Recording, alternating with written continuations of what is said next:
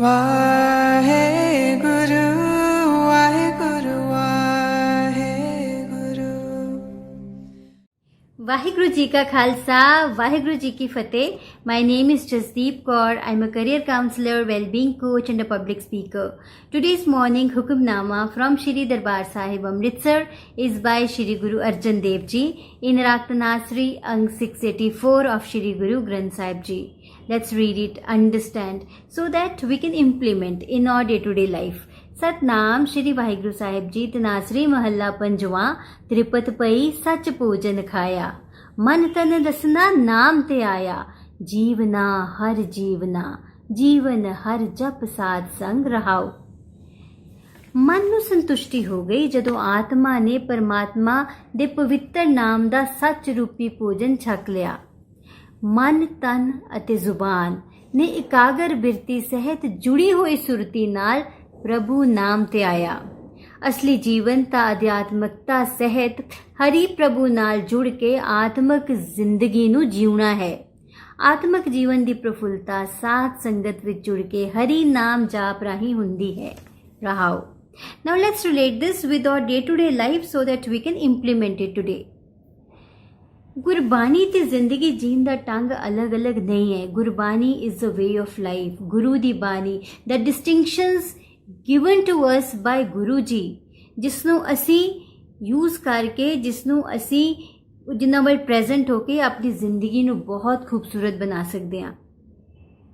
So today's hukamnama is a beautiful distinction of how to connect with Almighty. Because when you connect with Almighty, you connect with your highest self.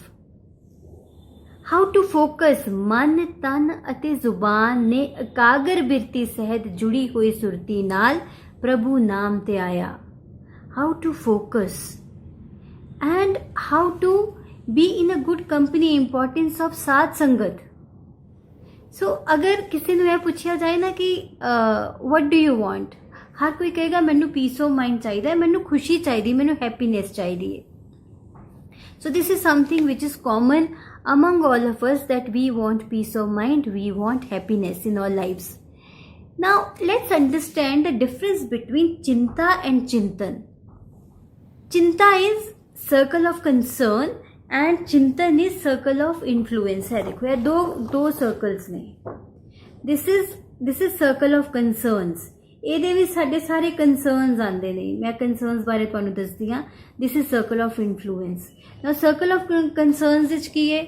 ਮੈਂ ਇਸ ਤਰ੍ਹਾਂ ਦੀ ਕਿਉਂ ਆ, ਮੈਂ ਇਸ ਤਰ੍ਹਾਂ ਦਾ ਕਿਉਂ ਹੈ, ਇਹ ਲੋਕ ਇਸ ਤਰ੍ਹਾਂ ਦੇ ਕਿਉਂ ਨੇ, ਮੇਰੀ ਫੈਮਿਲੀ ਇਸ ਤਰ੍ਹਾਂ ਦੀ ਕਿਉਂ ਹੈ, ਮੇਰੇ ਫਰੈਂਡਸ ਨੇ ਮੇਰੇ ਨਾਲ ਇਸ ਤਰ੍ਹਾਂ ਕਿਉਂ ਕੀਤਾ, ਇਹ ਗਵਰਨਮੈਂਟ ਇਸ ਤਰ੍ਹਾਂ ਦੀ ਕਿਉਂ ਹੈ। all complaints and complaints.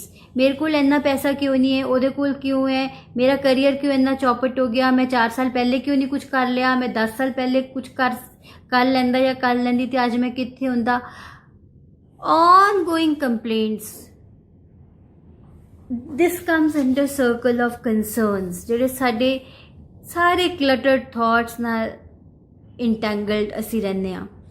then is circle of influence, that these are the resources I have, this is my family, this is the kind of wealth or money I have, these are my talents, this is what I can do, this is my purpose।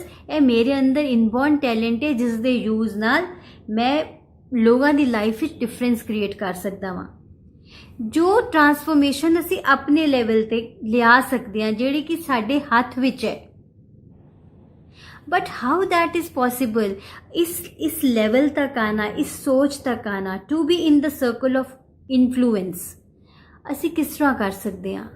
Bye praying, by connecting with the almighty दियां blessings नाल, and importance of Sadh Sangat, importance of good company.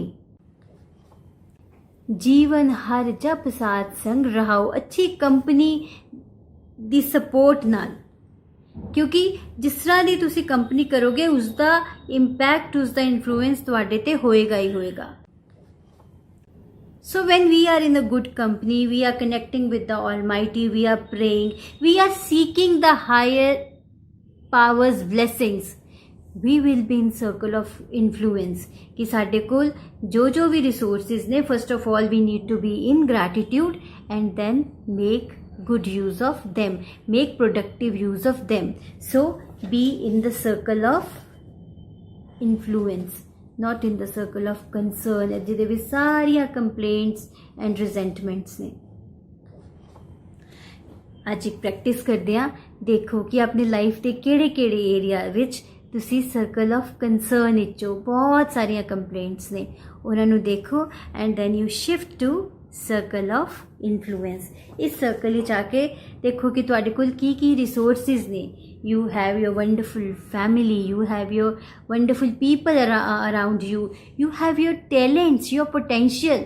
ਉਸ ਦਾ ਪੂਰੀ ਤਰ੍ਹਾਂ use ਕਰਕੇ how you can bring transformation in the society, how you can bring difference in the lives of others, being there for people. So आज इस चीज़ नू देखो, introspect करो, then from the circle of concern shift to circle of influence. Take care, be balanced, be happy. Waheguru ji का खालसा, वाहिगुरु जी की फतेह। वाहे गुरु